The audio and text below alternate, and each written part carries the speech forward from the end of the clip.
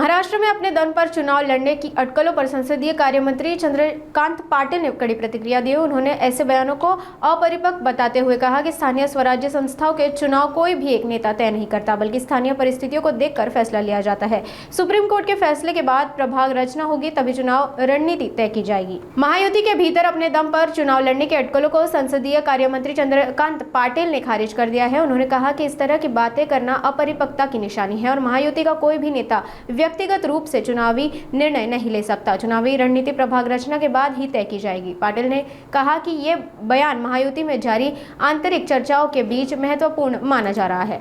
हे खूप pre matured म्हणतात त्याला इंग्लिशमध्ये, खूपच आधी होईल याचं कारण अजूनही सुप्रीम कोर्टाचा निर्णय लागायचा आहे। सुप्रीम कोर्टाचा निर्णय लागल्यानंतर प्रभाग रचना, लोकसंख्या, मतदारसंघाची पुनर्रचना असे सगळं होईल।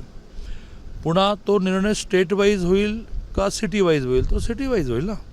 स्थानीय स्वराज्य संस्थांच्या निवडणुकाच्या बाबतीमध्ये सगळ्या पार्ट्या वर्षानुवर्ष एक राज्याचा निर्णय करत नाहीत।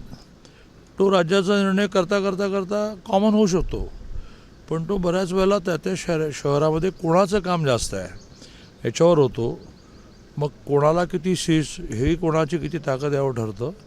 पण आता बोललं हे अगदीच आपलं तुम्ही प्रश्न विचारला आहे, मी काहीतरी उत्तर द्यायचं असेल। पद्धतीने सर आमदार मोठमोठे नेते याच्यावर वक्तव्य द्यायला लागले। नाही बरोबर, देऊच नाही समजा। माझं म्हणणं की असं आत्ता काही स्टेटमेंट करू नये असं माझं मत आहे। पण नेतेच तुम्ही म्हणता तसे इतके मोठमोठे आहेत त्यांना मी मार्गदर्शन काय करणार?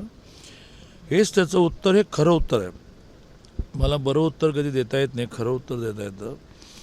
ते खरं उत्तर हेच आहे की जेव्हा केव्हा निवडणुका घोषित होतील त्यातली अनिश्चितता इतकी आहे, कारण आपल्या हातातच नाही, सुप्रीम कोर्टाच्या हातात आहे। ती अनिश्चितता संपल्यानंतर त्यावेळची परिस्थिती, पक्षांची आपापली स्थिती यावर निर्णय होईल।